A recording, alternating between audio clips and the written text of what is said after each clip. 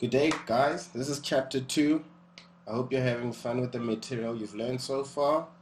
Let's get straight to it. Chapter 2. When we get to chapter 2, the first thing I'm going to be taking you through is variables and assignments. What are variables? Variables are used to store information to be referenced and manipulated in the computer. So we can assign values in variables and they are editable. By this I mean, just to make it simple,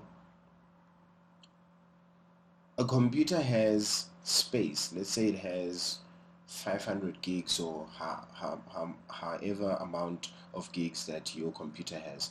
Now you're creating a program. The program is going to take some space on the computer. That space you're going to allocate it to, okay, I'm creating a program, I want it to take this much space, and then the computer allocates that space for you. It's just vacant, empty spots that are just waiting for you to use up. When you're using it up, you will enter something called a variable. Let's say I'm making a program that's going to be dealing with a parking spot in a mall. So I'm going to assign within the program the things that I'm going to be using inside this program that I'm creating. Namely, we've already mentioned that it's a parking. So the variables I would need to use is a car, firstly. That's what's needed in a parking app. We'd need something like time. Because we're going to be working with time. How long did the person come into the mall and was parked there? And then we're going to be working with something like space and so on and so on. And money, how much do they pay?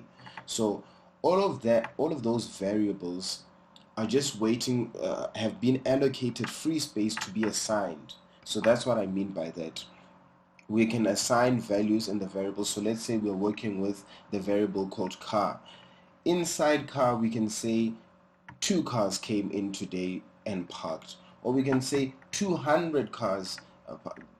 The variable is car. The value we are assigning to that variable called car is 200 or 2, and they are editable. As time goes, today somebody came in at 2, then the value changed of the variable car to 3 now, or now 10 people come into the mall, they want to do grocery shopping, then the number changes from 3 to 13, and so on and so on. Identifiers. When we want to identify and use, pull out and reference this data when we want the program or whoever is working with the program to pull out this information or refer to it, we normally have to give it a name. The name is an identifier which helps us to identify. So an identifier, this is the terminology for it that you need to get used to, is a term used to describe the name of a variable. It comes from the word identify. So we can't just say that thing in the program. No, we assign and identify it by its name. The name is cars. That thing that keeps on going, no, we can't say that. We say time. We have assigned a value so that when we're referencing it and all of that, we can be able to pull out the values from that variable. And we've identified that we need to name it so that we can call it. If you, for just an example, in normal day life, if there's a large crowd of people and you say, hey, you, everyone will look back. So you can end up calling all the data, and you don't want to do that. You want to call that specific person. You say, hey, Tom, and that person comes up. Hey, car, then the car variable comes out. The format for naming variables. Format, I mean that when we are naming the variable, this is what we should consider. This is how we should name it. The first character of the variable must always have a letter. So car is C. The letter is C. You see, that's when we are starting, C. Or an underscore. You can say underscore cars. And then when naming the rest of the characters, they must either still continue to have letters, e.g. for cars, the ARS in cars. That's the full name of the variable.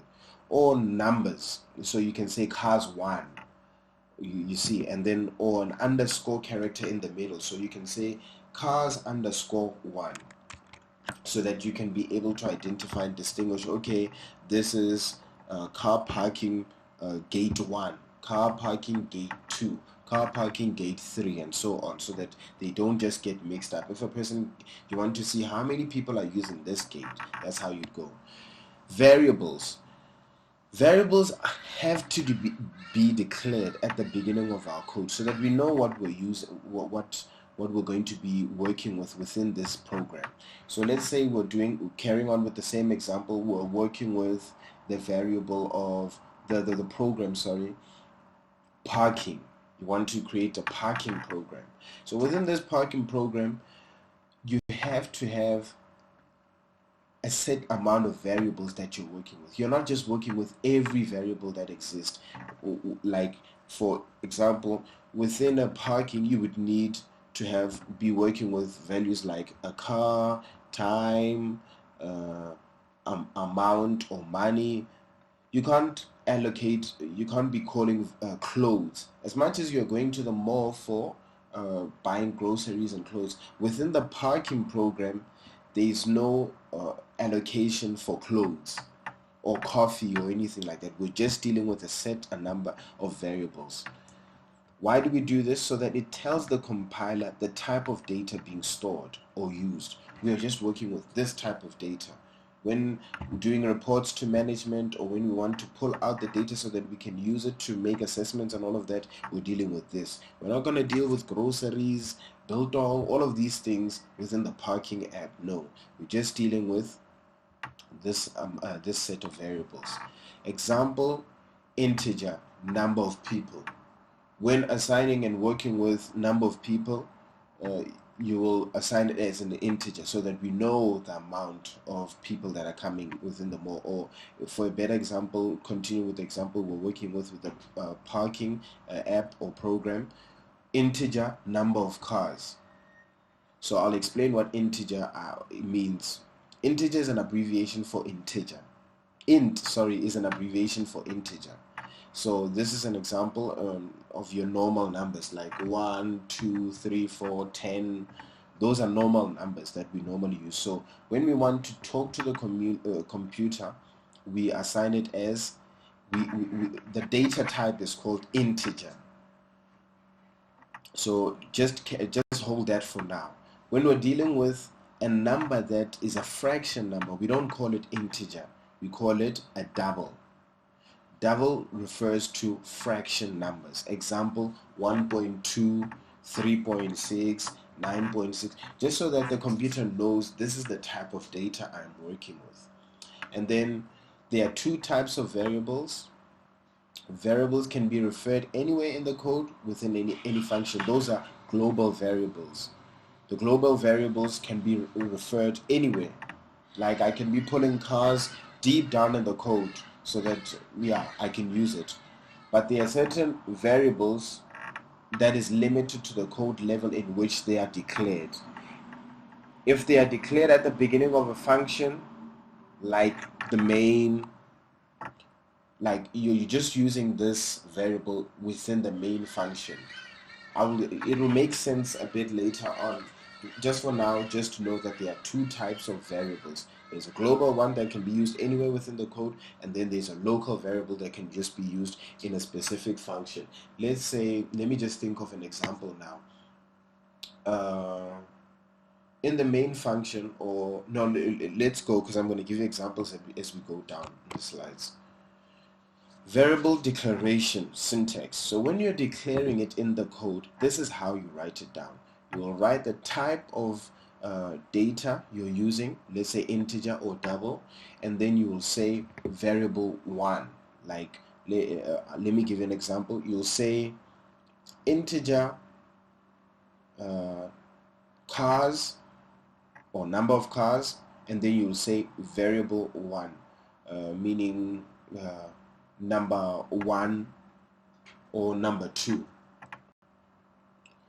Declaration example, double, remember, is a fraction number, average M, or score total. So sorry, let me just explain this a little easier. We are in a program. You want to say that I'm declaring numbers and I'm declaring fraction numbers, which is your time. An example of a fraction number is time. So time, you'll know it's normally referred to as 8 colon 00, showing that you came in at 8 exactly, or 20 past 8. 20 past 8 will be 8 colon 20. So when you want the computer to know that you're dealing with a fraction number now, you will assign it with the word double. So double will tell the computer that you're dealing with it must expect a fraction number. And then the example I used here is total score. Yeah, total score will be let's say you're working with now let's just stick to the example that I'm giving you so that we can continue. Time. Total time would be 32 hours and 45 minutes. You see, that's a fraction number. And then integer, and double and integer and so on. You can use them however, depending on the program you're using. Assignment statements. When we want to talk to the computer and tell it that, okay, I'm using this data type integer, and then within integer I want to assign it a value of this amount. The way we write it is that we will say total equals first plus second. This is an example. Let me make an example so that you can understand. When you're writing it down, an equation or something, and you want to calculate the total time that the cars, the people who parked in the mall used, you will write the total amount of time equals the first person who get the first car that came in plus the second, just to calculate the amount of time for the first two people. So the first two people used 20 minutes. The first person used 20 minutes, the second person used 20 minutes. So if you want to know the total amount, you would say total equals the first person's car and the second person's car, which equals 40. It's very simple. It's like literally 1 plus 1. And then the single variable to be changed is always on the left. So on the left you have your total, which is it can be changed because it's taking the two data that are being calculated and assigning them within the one that's on the left. Okay, to mark the end of an assignment statement, use semicolon. So at the end, you don't with programming, if you just want to show that this is the end of the statement, you don't put a full stop, you put a semicolon. The computer understands that as the end of a statement. On the right of the assignment operator can be a number like constant 19 or integer 19, and then or variable my car equals your car. You can have anything on the right. Okay, and then now there's a term in computer programming called initialization. Initialization is when you want to set default values to a specific data type. Let's say integer or double. If you want to say that today you're making a program, right, and you want to calculate, the program can't just calculate and start from 100 or 90. Why does it? Why we set the default value to 0 so that we know that, okay, the number of cars, we start 0. So you have to initialize that. You first declare that I'm going to be working with variables called cars, I'm going to be working with a variable called time, I'm going to be working with a variable called amount, right?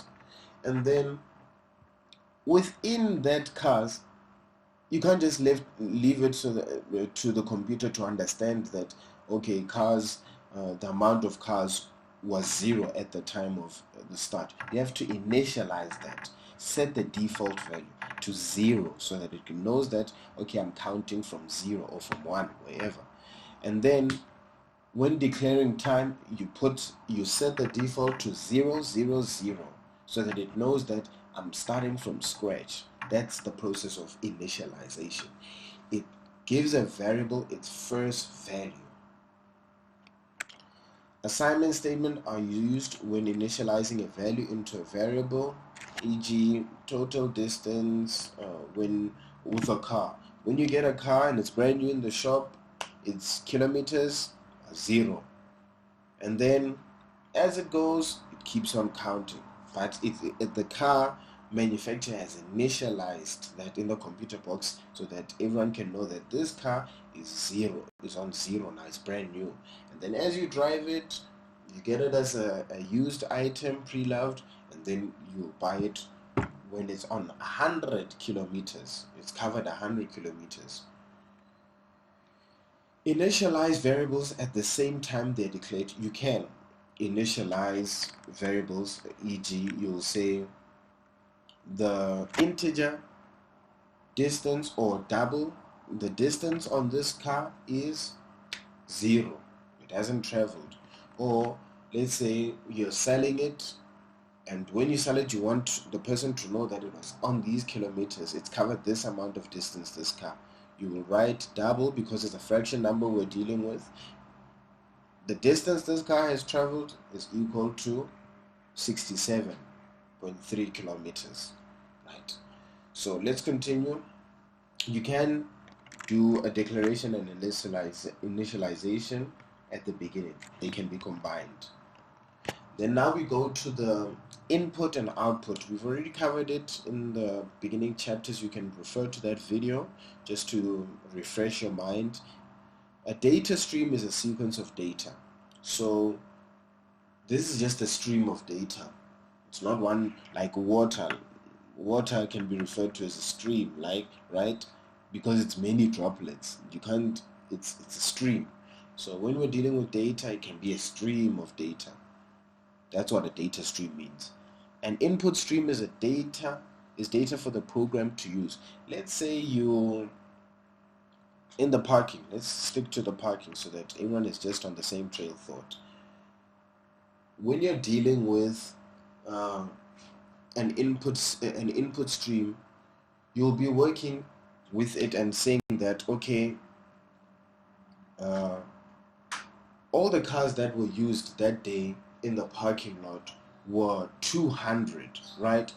And that is stored in a text file, and when you want to refer to it, you will pull it from the program. Let's say you will say in your statement, you'll understand this later, on your hard drive, which is C, you're pulling out a text file called cars. You know that text file has all the cars that have been used that day. This is normally for reporting and all of that. And then output stream is where you're going to see that. You're going to see it on the screen. When we're referring to output, we just don't write in the code output, the word output. We call it cout. That's how I pronounce it. It's an output stream that sends data to the monitor. So when you write cout on the code, the cout statement knows that it must output something. It must output data to the monitor. The insertion operator inserts data into cout. So cout is an insertion operator. You see with the arrows, that's an insertion operator. The two arrows that are faced to the left. Example, cout number of people, and then cars, and then N here means a new line. This line sends two items to the monitor, number of people and the cars. The value of variable number of people, so in the variable number of people, will store the amount of people that paid for their tickets and all of that, and then the number of cars. Notice the space before the C there. You see with the inverted commas, to keep the various numbers and strings from running together. And then N causes a new line to be started, the N after cars, in this statement that I've written. A new insertion operator is used for each item you want to output. Showing decimal places. Cout includes tools to specify the output of type double. Now we're dealing with the fraction numbers. To specify fixed notation, for example, when you're dealing with currency always has two values at the after the yeah, like it's 2 rand 45 cents. That 45 cents is the two decimals I'm talking about. And then you can specify that the input that's going to be coming into the computer it will always be like this. It's fixed. You're dealing with an amount, so the amount has two fractions after that. And then to specify that the decimal point will always be shown, if you want to tell the computer that it will always be shown, set F iOS then colon show point. It will always show decimal values. When you want to set it as fixed, you will say set F iOS colon fixed to determine that it will always be a fixed type of data, double. To specify that two decimal places will always be shown, you use the word precision, and then you have it as two brackets.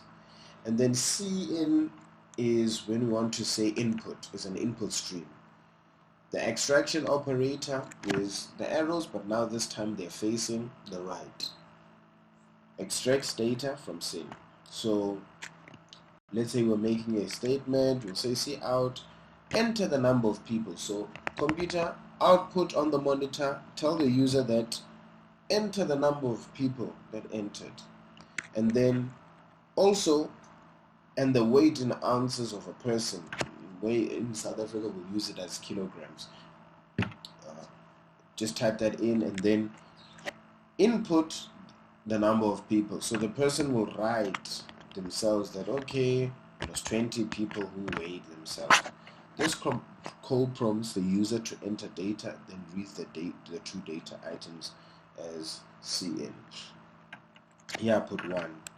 The first value read is stored into number of people. So the first one there, CIN, is gonna, once the user inputs that, it is gonna be stored in number of people.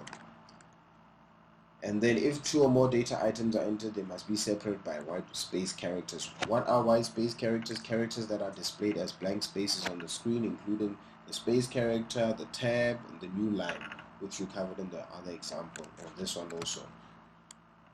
And reading data from CIN, data is not read until you press the enter key. Allows users to make corrections. Let's say you made a mistake. The user made a mistake. Instead of writing that we were working with 10 people, they wrote 12. So then you can still backspace and then write the right number. And then designing input and output. Prompt the user for input.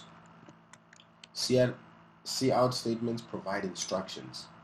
And then CIN normally is an action taken by the user. So cout will tell the user, it's an instruction, enter your number. And then the CIN is when the user is actually entering their number. And then I'm giving you some homework. Here's the homework. The first thing you have to do is write an input statement to place a value in a variable. That statement, how do we write that statement in a code that shows that we are putting a value into a variable? Write the output statement to prompt for the value to be stored in a variable. And we want to display it on the monitor as output. How do we write it in the programming world, in a code? Write an output statement that produces a new line. We want to make a new line. How do we do it in coding? I've already covered these things. You just need to comment or in the comment section and just write how and submit your homework just to show interaction. Declare and initialize 2 integers variables to 0. If you want to declare these integers and we want to declare them as of having the value 0, how do we do that? Declare and initialize 2 variables, one int and one double, their value. How do we do that? Give good variables